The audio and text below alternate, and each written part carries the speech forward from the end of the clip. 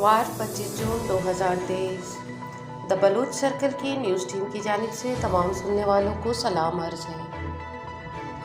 ہفتہ 24 جون 2023 کو مقبوضہ بلوچستان کے ضلع کیچ میں خاتون فدائی نے پاکستانی فورسز کے سیکیورٹی حصار میں سفر کرنے والے VIP قافلے کو حملے کا نشانہ بنایا۔ بلوچستان پاکستانی فورسز کے ہاتھوں 2 خواتین جبری لاپتہ، شدید عوامی رد عمل کے بعد رہائی۔ VBMP کا ریاستی جبر کے خلاف عید کے روز کوئٹہ پریس کلب کے سامنے احتجاجی مظاہرے کا اعلان۔ جالک میں فائرنگ، بلوچ شہری قتل۔ زاہدان جیل میں تشدد سے زخمی معذور بلوچ شہری منصور کی حالت بگڑ گئی۔ جلمکسی فائرنگ کے مختلف واقعات میں 5 افراد جاں بحق، 2 زخمی۔ حق اور سنجاوی میں فائرنگ، 2 افراد جاں بحق۔ Girls college Quetta cantt principal کا پروفیسر خواتین سے توہین آمیز رویہ کسی صورت قابل قبول نہیں۔ PPLA وینگر گروپ کا روسی فوج اور صدر کے خلاف بغاوت کا اعلان۔ اب چلتے ہیں تفصیلات کی طرف۔ مقبوضہ بلوچستان میں ذرائع کے مطابق VIP قافلے کو اس وقت نشانہ بنایا گیا جب وہ تربت ایئرپورٹ سے تربت شہر کی جانب جا رہا تھا۔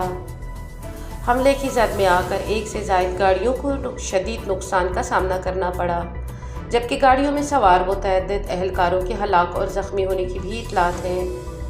حکام نے واقعہ کی تصدیق کرتے ہوئے کہا کہ ہفتے کی دوپہر چاکر اعظم چوک تربت میں خاتون نے پاکستانی فورسز کی گاڑی کو نشانہ بنایا۔ حکام کا کہنا ہے کہ حملے کی زد میں ایک پولیس کی گاڑی بھی آ گئی۔ اب تک حکام نے ایک پولیس اہلکار کے ہلاک اور لیڈی کانسٹیبل سمیت 2 کے زخمی ہونے کی تصدیق کی ہے، تاہم مزید تفصیلات باقی ہیں۔ تربت فدائی حملے کی ذمہ داری قبول کرتے ہیں BLA۔ تربت میں دشمن فوج پر ہونے والے فدائی حملے کی ذمہ داری قبول کرتے ہوئے یہ حملہ BLA مجید بریگیڈ کی فدائی سمیہ قلندرانی بلوچ نے سر انجام دیا۔ ترجمان GN بلوچ لبریشن آرمی۔ ذرائع کے مطابق فدائی شہید سمیہ بلوچ فدائی ریحان اسلم بلوچ کی منگیتر تھیں، جس نے 2018 میں چینی انجینئرز کی بس کو نشانہ بنایا تھا۔ وہ ایک مصنف اور ایک پڑھی لکھی لڑکی ہے جس کا تعلق توتک خوزدار سے قلندرانی قبائل سے تھا۔ دوسری جانب بلوچستان کے ضلع کیچ سے اطلاعات ہے کہ گزشتہ شب پاکستانی فورسز نے چھاپہ مار کر 2 خواتین کو جبری گمشدگی کا شکار بنا کر نامعلوم مقام پر منتقل کر دیا تھا۔ تفصیلات کے مطابق کل رات تربت کے علاقے آسکانی بازار میں چھاپہ مار کر 2 خواتین کو جبری گمشدگی کا شکار بنایا گیا۔ لاپتہ ہونے والی دونوں ماں بیٹی ہیں، جن کی شناخت حلیمہ ولد گوہرام اور نور خاتون زوجہ گوہرام کے نام سے ہوئی۔ ذرائع کے مطابق دونوں ماں بیٹی کو رات گئے فورسز نے 1 بجے چھاپہ مار کر حراست میں لیا، جس کے بعد دونوں کو کئی گھنٹے حراست میں رکھنے کے بعد آخری اطلاعات ہے شدید عوامی رد عمل کے بعد انہیں رہا کر دیا گیا ہے۔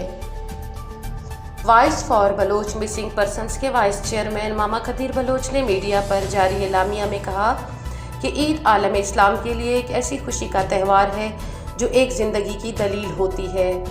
انہوں نے کہا عید پر عالم اسلام خوشیاں منانے پہ مصروف ہوں گے، لیکن افسوس اس مذہب سے تعلق رکھنے والی بلوچ قوم آج اسلامی ریاست پاکستان کے مسلمانوں کے ہاتھوں اپنے فرزندوں کی شہادتوں اور گمشدگیوں پر عید منانے سے یکسر محروم ہے۔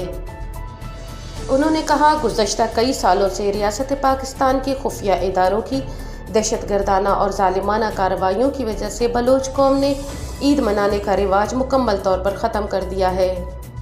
انہوں نے کہا VBMP کی جانب سے ہر سال کی عیدوں کی طرح اس عید کے روز بھی دوپہر 3 بجے کوئٹہ پریس کلب پر ایک احتجاجی ریلی نکالی جائے گی، جس میں تمام مکاتب فکر کے افراد سے شرکت کی اپیل کی جاتی ہے۔ گلشن میں نامعلوم مسلح افراد نے ایک بلوچ شہری کو قتل کر دیا۔ اطلاع کے مطابق گزشتہ روز شام 24 جون کو جالک شہر میں ایک بلوچ شہری کو نامعلوم مسلح افراد نے قتل کیا۔ جہاں بحق ہونے والے اس بلوچ شہری کی شناخت 20 سالہ فرمرز رئیسی ولد امان اللہ کے نام سے بتائی گئی ہے، جو کہ شہر جالک کے علاقے کوہکان کا رہائشی ہے۔ رپورٹ کے مطابق فرامرز رات 12 بجے کے قریب موٹر سائیکل پر گھر واپس جا رہا تھا کہ اسے دوسرے موٹر سائیکل سوار نے فائرنگ کر دی۔ دل اور گردے میں 2 گولیاں لگنے سے وہ جاں بحق ہو گئے، تاہم وجہ قتل معلوم نہیں ہو سکی۔ دزاب جیل کے 9ویں وارڈ میں ایک قیدی جسمانی طور پر معذور بلوچ شہری منصور دھمردہ کی جسمانی حالت، جسے محکمہ انٹیلیجنس کی فورسز نے 13 اکتوبر 2022 کو گرفتار کیا تھا اور سزائے موت سنائی گئی تھی، تشدد کے بعد زخمی ہونے سے انفیکشن کی وجہ سے پاؤں کی حالت تشویشناک بتائی جاتی ہے۔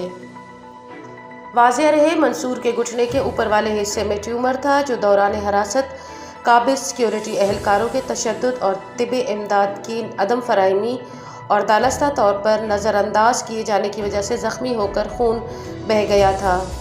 جیل حکام کے مطابق اب یہ انفیکشن ہو چکا ہے اور یہ زخم تکلیف دہ ہے اور اس کے لیے چلنے پھرنے میں شدید مشکلات کا سامنا ہے۔ منگل 3 جنوری 2022 کو منصور کو زاہدان میں شاہد نوری عدالت کی دوسری فوجداری شاخ نے زمین پر بدعنوانی کے الزام میں موت کی سزا سنائی اور زاہدان جیل میں منتقل کر دیا تھا۔ منصور کو گزشتہ سال زاہدان سے خاص جانے والی سڑک پر ٹریفک چوکی سے گرفتار کیا گیا۔ واضح رہے، مذکورہ شخص کو انٹیلیجنس حراستی مرکز میں 10 روز تک شدید تشدد کا نشانہ بنایا گیا، جس سے اس کے دانت اور ناک ٹوٹ گئے۔ رپورٹ کے مطابق منصور نے عدالت میں جج سے کہا، میں نے صرف 3 پتھر پھینکے اور ایک ٹائر کو آگ لگائی، جس پر جج نے جواب دیا، جو بھی علی خامنئی کی حکومت کے خلاف احتجاج کرے گا اسے موت کی سزا دی جائے گی۔ مقبوضہ بلوچستان کے شہر جھلمکسی میں فائرنگ کے مختلف واقعات میں 5 افراد جاں بحق اور 2 زخمی ہوئے۔ جھلمکسی کے علاقے گنداوا میں قبائلی تنازع شدت اختیار کر گیا۔ فائرنگ کے مختلف واقعات ہوئے، جس کے نتیجے میں 5 افراد کی زندگیوں کے چراغ گل ہو گئے۔ فائرنگ کے بعد پولیس موقع پر پہنچی اور لاشوں اور زخمیوں کو ڈسٹرکٹ ہیڈ کوارٹر ہسپتال گنداوا منتقل کیا گیا۔ پولیس نے تحقیقات کا آغاز بھی کر دیا۔ سیٹ فارم کے قریب ہونے والی فائرنگ کے ایک واقعہ میں کھنجانی برادری کے 2 افراد مارے گئے، جن میں سبزی فروش محمد عثمان کھنجانی لاشاری اور محکمہ ہیلتھ کا ملازم علی اصغر کھنجانی شامل ہیں، جبکہ زخمیوں میں سلیمان کھنجانی اور قدیر حسین کھنجانی شامل ہیں۔ دوسری طرف سنجاوی بغاؤ کے ایریا میں ڈاکوؤں نے امان اللہ نامی نوجوان کو نہ رکنے پر فائرنگ کر کے زخمی کر دیا۔ تفصیلات کے مطابق گزشتہ شب امان اللہ نامی نوجوان کو گھر جاتے ہوئے پاسرا تنگی کے قریب 3 ڈاکوؤں نے روکنے کی کوشش کی۔ موٹر سائیکل نہ رکنے پر فائرنگ سے نوجوان زخمی ہو گیا۔ واقعے کے بعد زخمی کو فوری طور پر ہسپتال منتقل کر دیا گیا، جبکہ علاقہ مکینوں نے واقعات کے خلاف شاہراہ کو احتجاجاً بلاک کر دیا۔ علاوہ ازیں ہب میں نامعلوم افراد کی فائرنگ سے ایک شخص جاں بحق ہو گیا۔ تفصیلات کے مطابق ہب میں نامعلوم مسلح افراد کی فائرنگ سے چزل آباد کے رہائشی صاحب بخش ولد بخش علی نامی شخص فائرنگ کر کے قتل کر دیے گئے۔ ذرائع کے مطابق نعش کو جام غلام قادر گورنمنٹ ہسپتال منتقل کر دیا گیا ہے۔ گرلز کالج کوئٹہ کینٹ میں غیر متعلقہ افراد کی بلا ضرورت آمد و رفت سے خواتین پروفیسرز اور طالبات میں عدم تحفظ کا احساس بڑھ رہا ہے، جس کی شکایت مسلسل وزیر تعلیم اور حکام بالا تک پہنچائی جا چکی ہے۔ شکایت پر سنوائی نہ ہونے کی صورت میں پرنسپل نے اب خواتین اساتذہ کو ٹریننگ کے نام پر کمروں میں گھنٹوں بٹھا کر دھمکانا ڈرانا شروع کیا۔ حالانکہ کالج اساتذہ کی ٹریننگ کی ذمہ داری بیکٹ کی ہے، جس کو سیکرٹری کالجز نے اپنے اناق کی بھیٹ چڑھا دیا۔ سیکرٹری کالجز کی پشت پناہی میں اب پروفیسر خواتین کو ان کی قیام گاہوں سے بے دخل کرنے کا غیر قانونی عمل ایک نیا اضافہ ہے۔ گرلز کالج کینٹ کوئٹہ کے پرنسپل کا گرلز کالج کو ذاتی جاگیر سمجھ کر اساتذہ، طلباء اور ماتحت عملے کے ساتھ جو انتہائی غیر مناسب حد تک آمیز رویہ اپنایا ہے، BPLA اس کی شدید مذمت کرتی ہے اور واضح کرتی ہے کہ نہ کالج کسی کی ذاتی جاگیر ہے، نہ کالج اساتذہ کسی کے ذاتی ملازم ہیں۔ اس لیے معزز خاتون پروفیسرز کے ساتھ حد تک آمیز ذاتیات پر مبنی دھونس دھمکی والا رویہ ہرگز برداشت نہیں کیا جائے گا۔ BPLA وزیر اعلیٰ بلوچستان چیف سیکرٹری بلوچستان وزیر تعلیم سے مطالبہ کرتی ہے کہ اس سے پہلے کہ خدا نخواستہ کوئی سانحہ جنم لے، گرلز کالج کوئٹہ کینٹ کے پرنسپل کے خلاف سنگین شکایت کی تحقیقات کرائی جائیں اور اس کو قرار واقعی سزا دی جائے، تاکہ طالبات کا اس تاریخی تعلیمی ادارے میں درس و تدریس مقدس عمل کسی منفی ذہنیت کی بھیٹ نہ چڑھے۔ بلیٹن کے آخر میں بین الاقوامی خبریں۔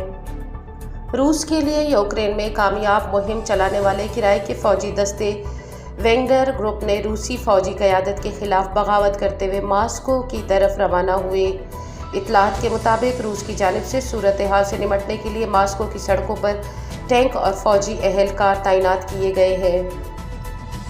وینگر گروپ نے روسی طیاروں کی جانب سے اپنے ہی دستے میں شامل اہلکاروں کو مبینہ نشانہ بنائے جانے کے بعد بغاوت کرتے ہوئے آخری حد تک جانے کا اعلان کیا ہے، جبکہ یوکرین میں روس کا فوجی ہیلی کاپٹر مار گرانے اور جنوبی روسی علاقے رستوف میں داخل ہونے کا بھی دعویٰ کیا جا رہا ہے۔